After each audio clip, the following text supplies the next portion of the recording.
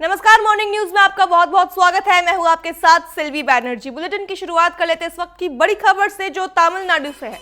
तमिलनाडु से आपको बड़ी खबर बता रहे हैं, जहां तमिलनाडु में एक्टर विजय की रैली में मचा भगदड़। बड़ी खबर आपको तमिलनाडु से बता रहे हैं, जहां एक्टर विजय की रैली में भगदड़ मचने से अब तक 39 की मौत हो चुकी है और 95 लोग अस्पताल में भर्ती है। पीएम मोदी और सीएम स्टालिन ने हादसे पर दुख जताया है, मृतकों के परिजनों के प्रति संवेदनाएं व्यक्त की। भगदड़ की भयावहता देख सिहर गए सीएम स्टालिन।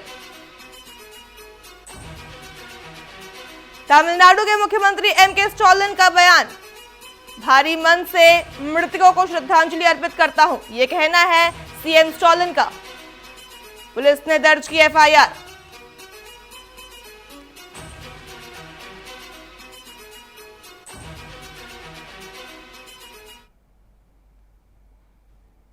अगली बड़ी खबर का रुख कर लेते हैं, जो दिल्ली से है। दिल्ली से आपको बड़ी खबर बता रहे हैं, जहां आज प्रधानमंत्री मोदी करेंगे मन की बात।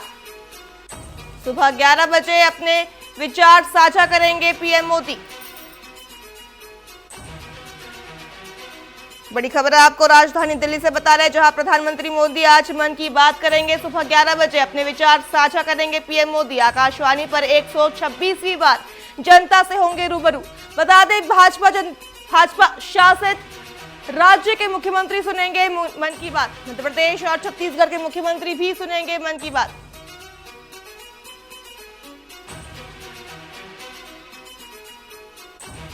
बड़ी खबर दिल्ली से बता रहे हैं, जहां पीएम मोदी आज मन की बात करेंगे। सुबह 11 बजे पीएम मोदी करेंगे मन की बात।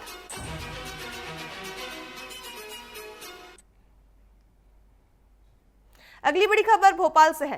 भोपाल से आपको बड़ी खबर बता रहे हैं, जहां सीएम मोहन यादव आज सुनेंगे मन की बात। सुबह 11 बजे जगदीशपुर पहुंचकर सुनेंगे मन की बात। दोपहर 1 बजे सीएम जगमोहन यादव पहुंचेंगे उज्जैन। करोड़ों के विकास कार्यों की देंगे सौगात। बड़ी खबर आपको भोपाल से बता रहे हैं, जहां सीएम जगमोहन यादव आज पीएम मोदी की मन की बात सुनेंगे। इसके साथ ही दोपहर 1 बजे सीएम जगमोहन यादव उज्जैन पहुंचेंगे, जहां वे करोड़ों के विकास कार्य की सौगात देंगे।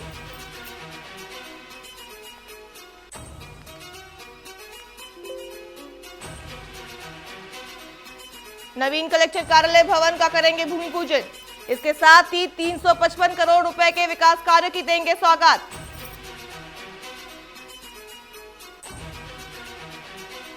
बता दें, 134 करोड़ 97 लाख की लागत से बनेगा कलेक्ट्रेट भवन। शिलान्यास कार्यक्रम में जनसभा को भी करेंगे संबोधित।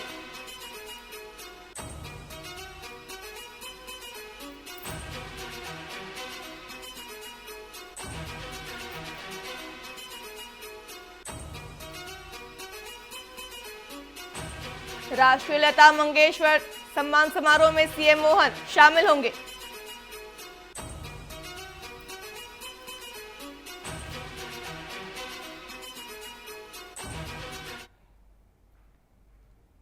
अगली बड़ी खबर रायपुर से है। राजधानी रायपुर से आपको बड़ी खबर बता रहे हैं, जहां सीएम साय आज कई कार्यक्रमों में होंगे शामिल। दोपहर 1:30 बजे मैत्री महोत्सव कार्यक्रम में शामिल होंगे सीएम साय।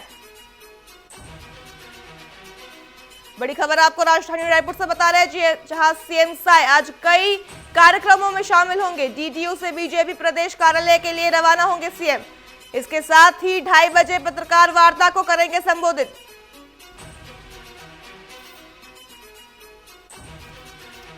इसके साथ ही 3:30 बजे जीएसटी 2.0 रिफॉर्म कार्यक्रम में शामिल होंगे मुख्यमंत्री विष्णुदेव साय। बता दें, मेडिकल कॉलेज के सभागार में होगा कार्यक्रम।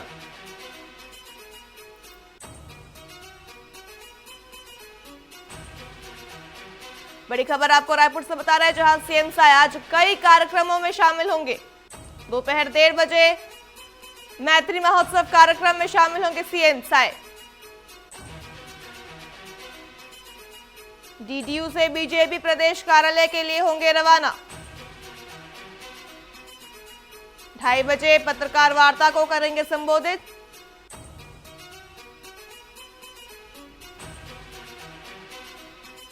3:30 बजे जीएसटी 2.0 रिफॉर्म कार्यक्रम में शामिल होंगे सीएम साय।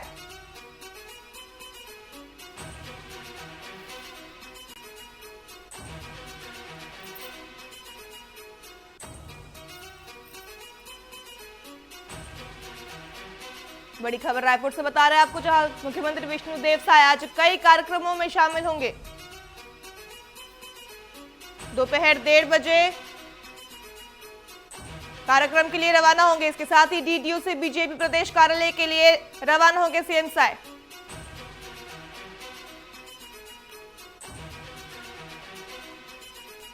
विदिशा के दोपहर 3:30 बजे जीएसटी 2.0 रिफॉर्म कार्यक्रम में शामिल होंगे सीएम साय। मेडिकल कॉलेज के सभागार में होगा कार्यक्रम, जिसमें सीएम साय होंगे शामिल।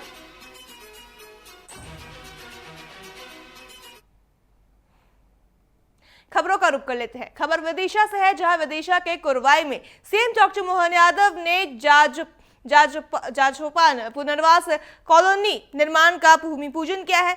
हिनोता परियोजना के तहत 7 करोड़ 36 लाख की लागत से कॉलोनी बनेगी, जिसमें सीएम ने जिले के कुल 258 करोड़ की लागत से विकास कार्य की सौगात दी है, जिसमें कुरवाई, विदिशा, सिरोंज, शमशाबाद और बसौदा विधानसभा क्षेत्र में शामिल है। बता दें, जनपद पंचायत भवन, सड़कें, स्कूल, छात्रावास समेत स्वास्थ्य केंद्र और गौशाला जैसी परियोजनाओं का भी सीएम भूमि पूजन और लोकार्पण करेंगे।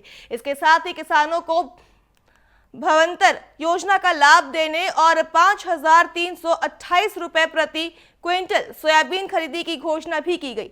इसके साथ ही लाडली बहना योजना में भाई दूज से 1,500 रुपए और आगे चलकर राशि को 3,000 रुपए तक बढ़ाने का ऐलान भी सीएम ने किया।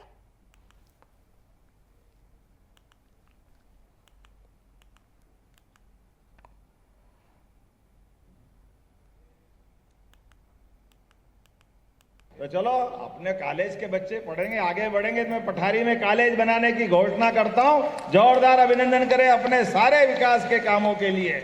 लेकिन आज आपसे केवल इतना ही कहना चाहता हूं कि विकास के मामले में हमारी सरकार कदम से कदम मिलाकर लगातार आपके साथ चल रही है और हमारे सभी क्षेत्रों में समान रूप से युवा, महिला, गरीब, किसान सबकी जिंदगी बेहतर से बेहतर करने के लिए लगातार विकास के मामले में हमारी सरकार के पास पैसे की कोई कमी नहीं है। कितनी योजना हमने बनाई, आप भी याद रखना। आज से सड़क सुरक्षा सप्ताह भी चल रहा है। किसी चौराहे सड़क पर कोई घायल मिल जाए और ऐसा लगे कि इस घायल को हॉस्पिटल पहुंचाए, ये तो हमारी मानवता है, ये हमको लेके चलना ही चाहिए। लेकिन जाने अनजाने पुलिस के डर से हम कहते हैं फंस नहीं जाए। बेचारा कोई किसी परिवार का व्यक्ति, वो अगर प्राण खत्म हो जाए उसके, तो क्या होगा।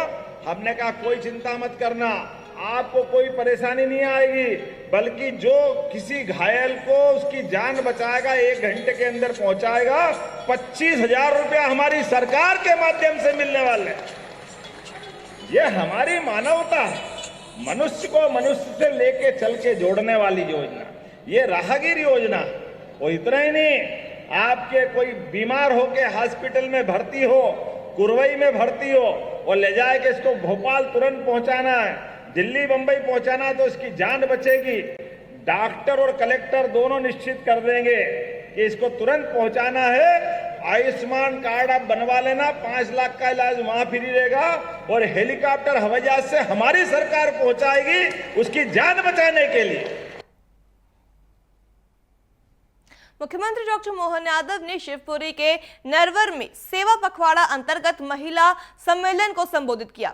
सीएम ने नवरात्रि पर मातृशक्ति को नमन करते हुए कहा कि हमारी संस्कृति नारी शक्ति के सम्मान से ही अक्षुण्ण है। उन्होंने शिवपुरी को 185 करोड़ की सौगात दी और नरवर किले पर रोपवे, मगरनी, नरवर पुल, ITI स्थापना, 50 गांवों के लिए अस्पताल उन्नयन, गौशाला निर्माण और पुलिस चौकी अपग्रेडेशन की घोषणा की। बता दें, किसानों को 2028 तक सोयाबीन का भाव 6,000 तक दिलाने और भावांतर योजना से पूरा लाभ देने की भरोसा भी दिए हैं। इसके साथ ही लाडली बहनों को दिवाली के बाद 1500 और आगे चलकर 3000 प्रति माह देने की घोषणा की।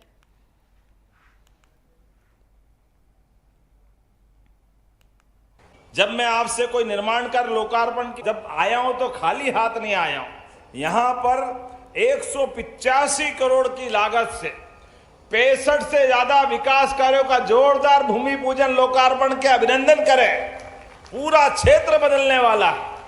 किसको कहते हैं बहुत बड़ा आंकड़ा है। यह लाडली बहनों की बात करूं तो बहनों की संख्या भी कितनी है। हमने वचन दिया है कि बहनों के लिए हमारे पास पैसे की कोई कमी नहीं है। अगले महीने दिवाली के बाद आपको 1500 रुपया महीना प्रारंभ करेंगे बहनों के लिए, और धीरे धीरे करके ये 3000 तक देंगे। ये हमारा कमिटमेंट है आपके सबके लिए। यहां पर लगभग 10 करोड़ की लागत से बाढ़ राहत का पैसा बांटा था। जोरदार अभिनंदन करें हमारे किसानों के लिए। और आधा जिला हमारा इसमें सोयाबीन भी होती है। कल ही हमने भावांतर योजना लागू की है और भावांतर योजना के माध्यम से इसी साल पिछले साल 4800 रुपये सोयाबीन खरीदा था, अभी 5328 खरीद रहे, लगभग 500 रुपये कुंटल का भाव बढ़ रहा। ये हमारी सरकार है कि एमएसपी भी बड़ा करके धीरे धीरे करके हो सकता है 2028 तक 6000 के आसपास पहुंच जाए। लेकिन उसके बावजूद भी गए साल भी हमने एमएसपी पे आपको आपकी उपज का लाभ दिलवाया। मुख्यमंत्री डॉक्टर मोहन यादव रविवार को पहली बार मुख्यमंत्री बनने के बाद जगदीश्वर पहुंचेंगे। सीएम चमन महल में प्रधानमंत्री नरेंद्र मोदी की मन की बात सुनेंगे। कार्यक्रम की तैयारियां जोरों पर है। बैरसिया विधायक विष्णु खत्री ने कार्यक्रम स्थल का जायजा लिया।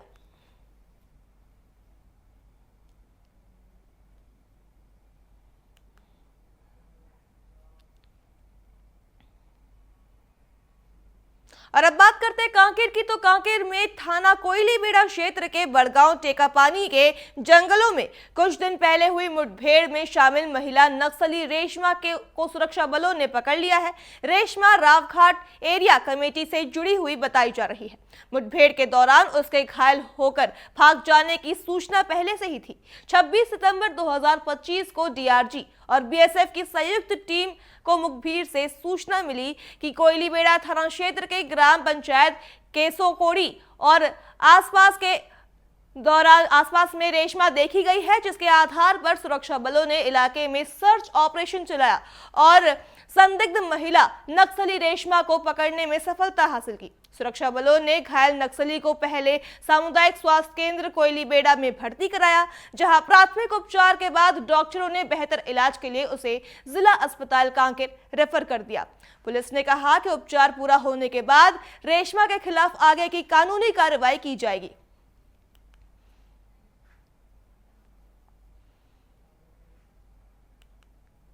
100 लोगों की टीम के साथ में बीएसएफ एवं डीआरजी और पुलिस की संयुक्त टीम के साथ में केसोकोड़ी अलबरस के आसपास के क्षेत्र में सर्च ऑपरेशन निकाले थे। वहाँ पे 8 खरियापाड़ा के आसपास में वहाँ पे ये महिला नक्सली वहाँ पे शरण ली थी। उनको लेकर के आया गया। 27 तारीख को उन्हें कोयलीबेड़ा के प्राथमिक स्वास्थ्य केंद्र में लेके जाया गया था, जहाँ पे डॉक्टर ने रिफ़र किया। अभी वर्तमान में उन्हें कांकेर जिला अस्पताल में भर्ती किया गया है और डॉक्टर की राय के पश्चात उचित कार्रवाई जो भी अग्रिम कार्रवाई है उसके पश्चात की जाएगी। नारायणपुर में नक्सलियों के मंसूबों को सुरक्षा बलों ने नाकाम कर दिया है। कोहकमेटा क्षेत्र के ग्राम कोडलियार नीचेपारा पहाड़ी पर सुरक्षा बलों ने 5-5 किलो के 5 कुकर आईईडी बरामद की, जिसे सुरक्षा बलों और बीडीएस टीम ने सतर्कता बरतते हुए निष्क्रिय कर नष्ट कर दिया। माना जा रहा है कि कुतुल एरिया कमेटी के सक्रिय नक्सलियों ने सुरक्षा बलों को नुकसान पहुंचाने के इरादे से इन्हें यहां लगाया था। फिलहाल इलाके में सर्चिंग तेज कर दी गई है।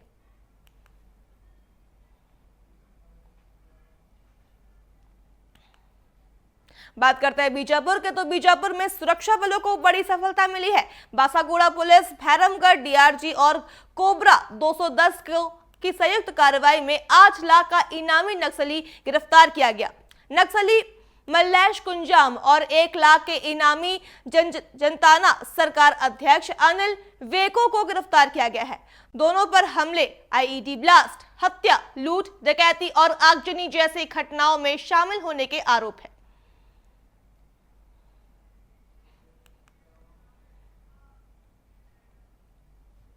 दुर्ग के औद्योगिक क्षेत्र रसमड़ा में क्रेस्ट स्टील कंपनी के पास एक भीषण सड़क हादसा हो गया। एक तेज रफ्तार ट्रक ने दोपहिया वाहन को जोरदार टक्कर मार दी। दोपहिया वाहन में एक युवक और 2 युवतियां सवार थी, जिससे हादसे में 20 वर्षीय युवती गंभीर रूप से घायल हो गई और उसका पैर कट गया। घटना के बाद आक्रोशित लोगों ने घायल युवती को तत्काल इलाज और उचित मुआवजे की मांग को लेकर जबरदस्त हंगामा किया। बता दें, सूचना मिलते ही पुलगांव थाना पुलिस मौके पर पहुंची और स्थिति को नियंत्रित किया। इस दुर्घटना में 2 अन्य सवारों को भी हल्की चोटें आई हैं। वहीं पुलिस ने डंपर ट्रक चालक के खिलाफ मामला दर्ज कर आगे की जांच शुरू कर दी है।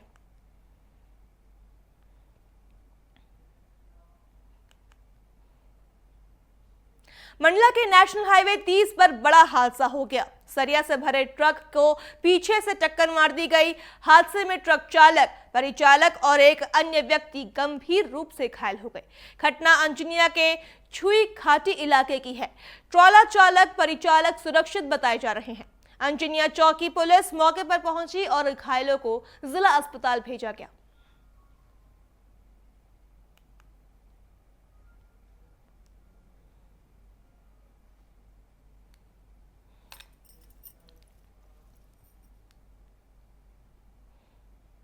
ग्वालियर के दाल बाजार में किराना व्यापारी धर्मेंद्र गुप्ता पर नकाबपोश बदमाश ने कट्टे की नोक पर लूट की कोशिश की।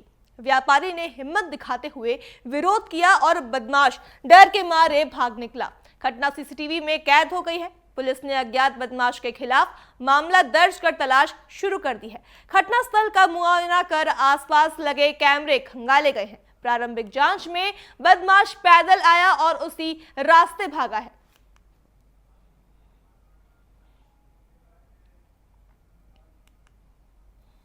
इनका नाम धर्मेंद्र गुप्ता है। इन्होंने थाने आकर रिपोर्ट की थी कि लगभग 9 बजे के आसपास कोई व्यक्ति जो कि मुंह पर कपड़ा बांधे था, अलंकार होटल के पास में इनकी जो दुकान है वहाँ पर आया और उसने इनसे कहा कि गले में से पैसे निकालो। इन्होंने जब उसका विरोध किया तो वो दुकान पर ही ऊपर चढ़ के आ गया था। फिर उन्होंने उसको नीचे उतारा। इन्होंने जब पैसा देने की मना किया तो उस व्यक्ति द्वारा कट्टे इनके ऊपर ताना गया है। अब वो कट्टा जैसा कोई वस्तु जो वीडियो में दिख रही है वह ताना गया। व्यापारी द्वारा चिल्लाने पर और बाल्टी वगैरह उठाने पर वहाँ वो नरसिंहपुर में साइबर फ्रॉड का सनसनीखेज मामला सामने आया है, जहां प्रियांशु दवे के नाम के दोस्त संस्कार साहू और यश पटेल ने खाता खुलवाया और ऑनलाइन लाखों रुपए की ठगी की। पीड़ित को कर्नाटक पुलिस का नोटिस मिला है। आरोपियों ने प्रियांशु को अगवा कर मारपीट और शपथ पत्र पर दस्तखत कराए। शिकायत करने पर दबाव बनाया गया। अब पीड़ित ने एसपी से मदद मांगी है। पुलिस एसडीओपी स्तर की जांच कराने की बात कह रही है।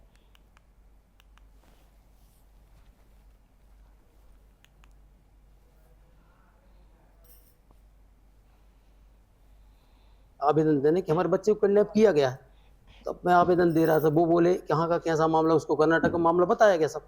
तो वो बोले ये मामला जो है कर्नाटक है। पर मैंने उनसे बोला मेरे बच्चे को जो किडनैप किया, मारपीट, बंदूक उड़ाई, उसका तो यहाँ FIR होना चाहिए, उसकी कार्रवाई होना चाहिए। ये और बोल रही है कि जब वो कर्नाटक का मामला होगा तब उसके बाद ये करें। एक ऐसा उनने उठा लिया, मारपीट कर ली, बंदूक उड़ा, जो बोल रहे हैं तुम्हारे पापा 12 बजे रात में मंदिर से आते, हम उनको उठा लेंगे, मारेंगे, ये करेंगे। तो डर गया, भाग गया।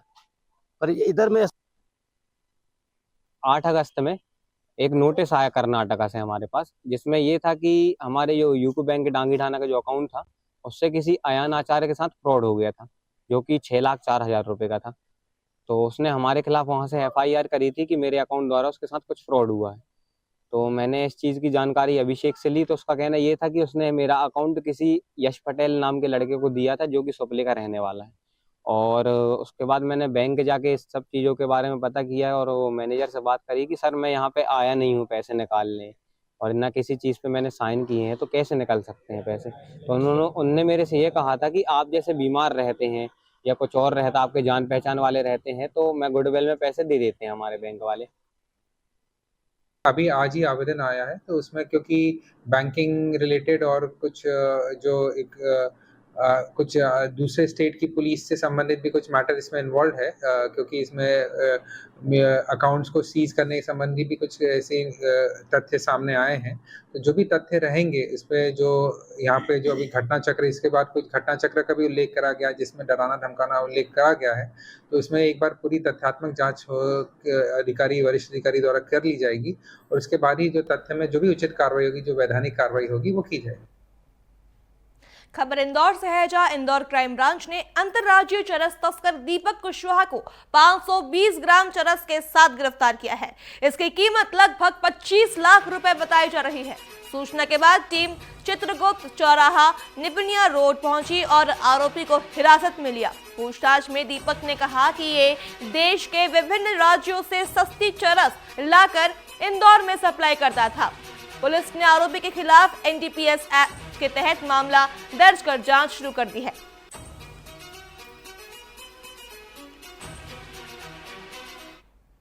घेराबंदी करके उसको पकड़ा तो उसने अपना नाम दीपक कुशवाहा बताया। 26 साल उम्र है, विजयनगर का रहने वाला है। जब उससे पूछताछ की, तलाशी ली तो उसके कब्जे से लगभग 520 ग्राम चरस निकली है और इसके खिलाफ लगभग शहर के विभिन्न थानों में 5 से 6 अपराध पंजीबद्ध हैं। इसके कुछ साथी मुंबई में चरस सप्लाई करते हुए पकड़े गए थे, जांच जब्त हुई थी और अब चूंकि मुंबई में इसके साथी पकड़े गए थे तो यहाँ इंदौर में चरस को सप्लाई करने की कोशिश कर रहा था, तो इसको क्राइम ब्रांच के द्वारा पकड़ लिया। बात करते हैं महासमुंद की, तो महासमुंद पुलिस ने अवैध मादक पदार्थों के खिलाफ बड़ी कार्रवाई की है। पुलिस ने राष्ट्रव्यापी ड्रग निपटान पखवाड़ा के तहत 132 प्रकरणों में जब्त 5 टन गांजा नष्ट किया। गांजे को जिला स्तरीय ड्रग्स डिस्पोजल कमेटी के देखरेख में नष्ट किया गया है। पुलिस का कहना है कि ये अभियान नशे के कारोबार को जड़ से खत्म करने और समाज को सुरक्षित बनाने की दिशा में बड़ी पहल है।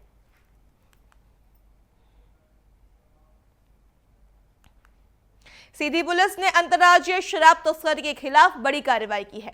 नवगत एसपी संतोष कोरी के नेतृत्व में थाना बहरी पुलिस ने पाठक ढाबा के पास से कंटेनर से 6124 लीटर अंग्रेजी शराब बरामद की है।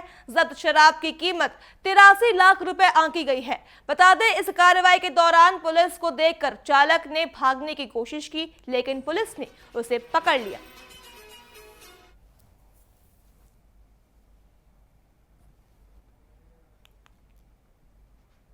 बहरी थाना में कल गोपनीय सूचना के आधार पर एक ट्रक कंटेनर जब्त किया गया, जिसमें भारी मात्रा में अवैध शराब, इंग्लिश जो विदेशी शराब होती है वो पकड़ी गई है। तो इसमें एक आरोपी को गिरफ्तार किया गया है।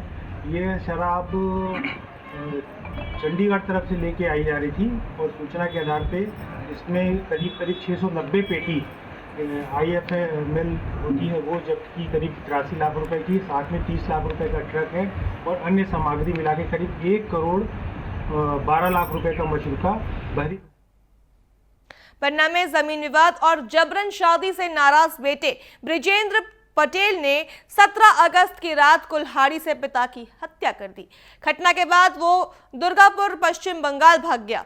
पुलिस ने उसे गिरफ्तार कर लिया है। आरोपी ने इकबालिया बयान में जुर्म कबूल किया है। पुलिस ने कुल्हाड़ी और आरोपी के कपड़े जब्त किए हैं। ये कार्रवाई पुलिस अधीक्षक निवेदिता नायडू के निर्देश में हुई है।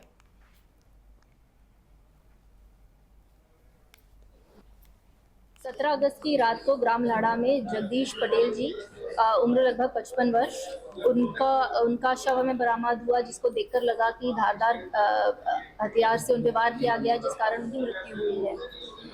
घटना दिनांक से पुलिस इसकी जांच में सूक्ष्मता से लगी हुई है और हमारा जो संदेही था वो पश्चिम बंगाल में उन्हीं का बेटा था, ब्रिजेंद्र पटेल, उम्र 24 वर्ष। रतलाम पुलिस ने महज 4 घंटे में 50 लाख की चोरी का खुलासा किया है।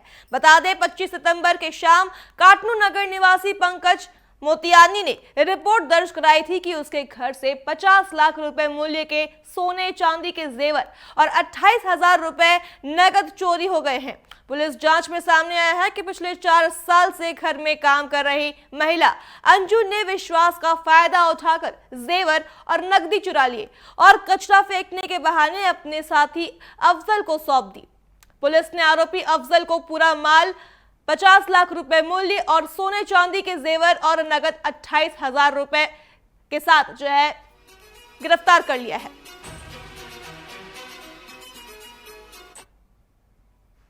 देखिए 50 लाख के लगभग की जो है एक बड़ी चोरी को जो है एक नौकरानी अंजू और उनके साथ जो ऑटो ड्राइवर हैं अफजल, इन लोगों के द्वारा जो है मिल करके अंजाम दिया गया था। ये रतलाम थाने का पूरा मामला है और जैसे ही संज्ञान में जो है ये रतलाम पुलिस के आया शाम को सायंकाल को, तत्काल जो है 4 घंटे के अंदर जो है पुलिस ने जो है इसमें एक टीम लगा करके दस्तयाबी की है और पूरा का पूरा माल एक बार में जो है बरामद किया है।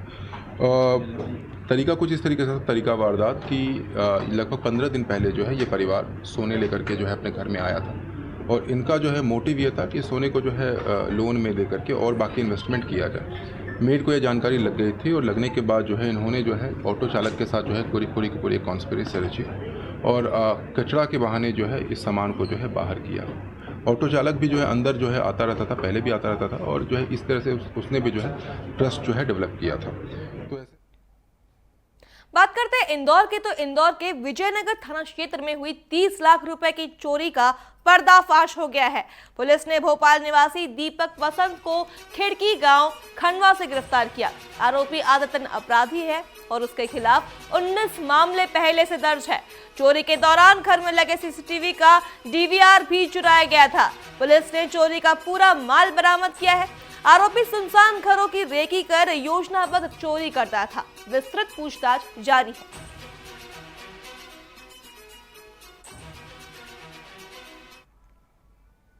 सूचना था जो कि हमारे एक आरक्षक है नीलेश, उनके द्वारा इसमें काफ़ी कार्य किया गया है और इसके आधार पे फिर आरोपी को आइडेंटिफाई किया गया और फिर उसकी धरपकड़ के पूरे प्रयास जारी किए गए। इसमें जब सूचना मिली थी तो ये खंडवा ज़िले के एक खिड़की गांव में इसकी लोकेशन मिली थी, तो फिर वहाँ पे टीम ने जाके इसको दबिश दी और इसको पकड़ा है और फॉर्चुनेटली इसमें 30 लाख का जो माल चोरी हुआ था वो पूरा की पूरा बरामद हो गया है। इनफैक्ट भोपाल में दुर्गा विसर्जन और रावण दहन से पहले पुलिस ने फ्लैग मार्च कर शक्ति प्रदर्शन किया। त्योहारों को देखते हुए सुरक्षा व्यवस्था पुख्ता करने आरएएफ और स्थानीय पुलिस ने संयुक्त मार्च निकाला है। इसके साथ ही राजधानी के संवेदनशील इलाकों में मार्च कर नागरिकों को सुरक्षा का संदेश दिया गया। अधिकारियों ने कहा कि त्योहारों के दौरान किसी भी स्थिति से निपटने की तैयारी पूरी है। फ्लैग मार्च से लोगों में विश्वास और शांति का माहौल बनाने की पहल की गई। गरियाबंद में फिंगेश्वर क्षेत्र के रवेली गांव में लोग जान जोखिम में डालकर नाला पार करने को मजबूर है। 35 साल से बने रपटा नुमा पुल जर्जर हो गया है। बारिश में 3 से 4 फीट पानी पुल के ऊपर से चलता है। गांव टापू बन जाता है। प्रसिद्ध पर्यटन स्थल घटारानी जतमई जाने के इस मार्ग में पुल नहीं होने से रोजाना हादसे हो रहे हैं। स्कूली छात्र, राहगीर, ग्रामीण जान जोखिम में डाल रहे हैं। ग्रामीण 20 सालों से नए पुल की निर्माण की मांग कर रहे हैं, लेकिन अब तक किसी ने सुध नहीं ली। ग्रामीण चंदा इकट्ठा कर पुल का मरम्मत कर रहे हैं। अब ग्रामीणों ने चक्का जाम कर उग्र आंदोलन की चेतावनी दी है। बच्चे लोग को भी बहुत परेशानी होते हैं, जैसे हर दिन हादसा होते हैं और कई बार तो पशु पक्षी सब बहा जाते हैं और हम लोगों को बहुत समस्या होते हैं आवागमन से। हम लोग पुल निर्माण होना चाहिए, मरम्मत नहीं, हमको नया ही पुल चाहिए। विगत 15-20 साल से हम लोग मांग कर रहे हैं। ले दे के जैसे तैसे हम लोग चुनाव बहिष्कार किए, उसके बाद कहीं जा करके एक छोटा सा रफ्ता निर्माण किया गया था। उसको जो है हर साल रिपेयरिंग किया जाता है, टूट जाता है। प्लस 3 फीट जैसे ही पानी उसमें नाले में आता है वो पानी ऊपर चढ़ जाता है, आवागमन बाधित हो जाता है। परेशानी यह है कि बच्चों को सबसे पहले तो बाहर जाने में समस्या होती है। आवागमन का मेन जो ये रास्ता है, एक टापू है कहना चाहिए। रावेली हमारा टापू हो जाता है। जैसे बरसात के दिनों जैसी बाढ़ आता है ना, तो ये टापू हो जाता है। टापू में हम लोग क्या पूरा आवागमन अवरुद्ध हो जाता है। उससे कहीं ना कहीं पूरा ग्रामवासी हम लोग बाधित हो जाते हैं। कहीं भी हमारी जैसे ज़रूरी आवश्यकताएं जो है उसको लाने ले जाने के लिए बच्चों जैसे यहाँ से पढ़ने के लिए दूर जाते हैं, है ना, तो उसमें दिक्कत होता है। तो ये सारी दिक्कत होती है। दूसरा चीज़ ये है कि जो घटनाएँ जो होती है वो तो घटनाएँ देखने लायक भी नहीं रहती। कई बार ऐसा हुआ है कि मुरैना में पुलिस की नवीन इमरजेंसी सेवा 112 पर सवाल उठ रहे हैं। सिटी कोतवाली क्षेत्र में 112 की गाड़ी स्कूली बच्चों को छोड़ते समय पीछा कर रहे लोगों से बिना जवाब गाड़ी लेकर चली गई। इस दौरान पूछा गया कि बच्चे किसके हैं और क्या गाड़ी स्कूल छोड़ने के लिए है। लोग सवाल कर रहे हैं कि अगर कहीं आपात स्थिति हुई तो क्या ये गाड़ी सही ढंग से सेवा दे पाएगी।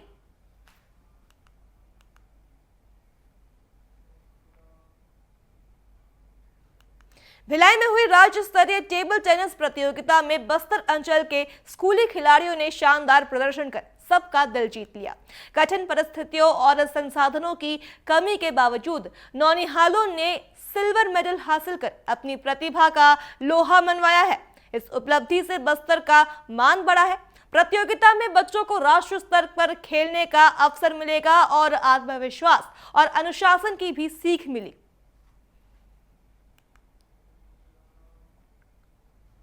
रतलाम में मावता स्थित ज्ञान सागर स्कूल में 44 छात्राओं ने डांडिया रास का भव्य आयोजन किया।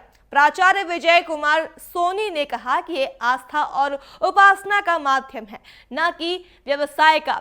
बच्चों और शिक्षकों ने परंपरा और संस्कार के साथ सांस्कृतिक कार्यक्रम प्रस्तुत किए। नवरात्रि पर्व में माता रानी की आराधना और पवित्रता बनाए रखने के लिए विद्यार्थियों ने शांति और भाईचारे के संदेश के साथ डांडिया रास किया।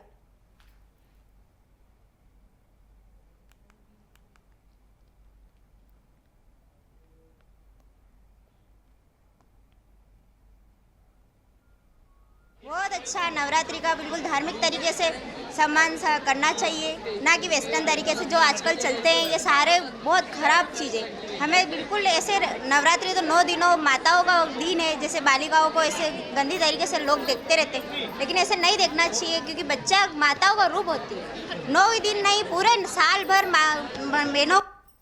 डांडिया रास तो देखो अपनी धार्मिक परंपरा है जो सदियों से चली आ रही है और ये हमेशा चलती रहनी चाहिए। भगवा राष्ट्र तो एक और हिंदू राष्ट्र तो एक अपनी एक कल्पना है और भविष्य में हो जाए तो अच्छी बात है। ये तो ठीक है, अपने अपने धर्म की बात है, लेकिन यदि नहीं आए तो ये अच्छा है। किसी प्रकार का कोई उत्पाद ना हो। और गरबा रास जो है उसका व्यावसायिकरण हो रहा है, जिसका मैं पूरी निंदा करता हूँ। गरबा व्यावसायीकरण में नहीं जाना चाहिए। गरबा एक आस्था का विषय है, माता की आराधना का विषय है, तो उपासना प्रार्थना का विषय है। हम उपासना प्रार्थना में यकीन रखते हैं और हमारी संस्कृति में ये। छिंदवाड़ा जिले के तामिया में स्थित एकलव्य आवासीय विद्यालय में फिर गंभीर अनियमितता सामने आई है। निरीक्षण के दौरान पाया गया कि मेस संचालक शिव इंटरप्राइजेस द्वारा बच्चों को खराब सब्जियों वाला भोजन परोसा जा रहा है। रसोई घर की साफ सफाई और खाद्य सामग्री की गुणवत्ता में भी गंभीर कमी पाई गई है। आधा दर्जन से अधिक घरेलू गैस सिलेंडर विद्यालय परिसर में रखे गए थे। पूर्व न्यायाधीश प्रकाश उइके ने ठेकेदार को तुरंत गुणवत्तापूर्ण भोजन सुनिश्चित करने और सुधारात्मक कार्रवाई के निर्देश दिए। मौके पर खाद्य अधिकारी भी मौजूद रहे।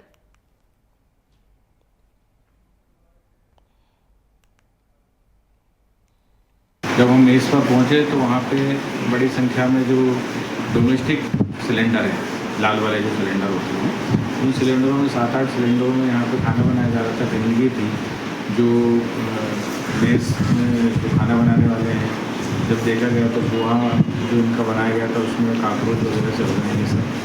और इस बात के लिए जब शाला प्रबंधन से पूछा गया तो शाला प्रबंधन बताया कि मेस का जो है ठेका है, शिव इंटरप्राइजेस का जो है भोजन बनाने का ठेका है, साफ़ सफाई का और पानी तक का उनका ठेका है, लेकिन ठेकेदार के व्यक्ति जो है वो नियमित रूप से ना तो यहाँ साफ सफाई। कोरिया जिले में 1 अक्टूबर से नो हेलमेट नो पेट्रोल अभियान चलाया जा रहा है। यानी अब अगर कोई बाइक सवार बिना हेलमेट पेट्रोल पंप पहुंचेगा तो उसे पेट्रोल नहीं मिलेगा। जिला प्रशासन ने सभी पेट्रोल पंप संचालकों को निर्देश दिए हैं कि पंप पर साफ साफ लिखे नो हेलमेट नो पेट्रोल। नियम का पालन न करने पर पंप संचालकों पर भी कार्रवाई की जाएगी। प्रशासन का कहना है कि इस कदम का मकसद सड़क दुर्घटनाओं में होने वाली मौतों और चोटों को कम करना है।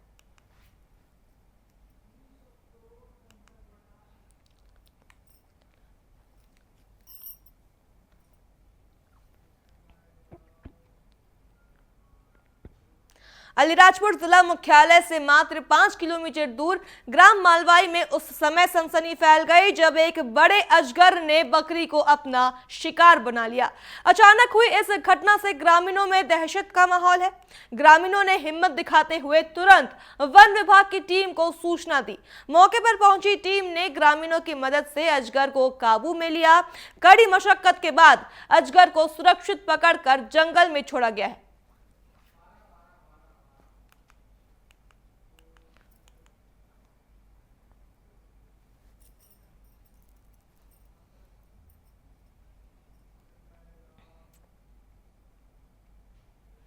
मॉर्निंग न्यूज में फिलहाल इतना ही। खबरों के लिए देखते रहिए TV24। नमस्कार।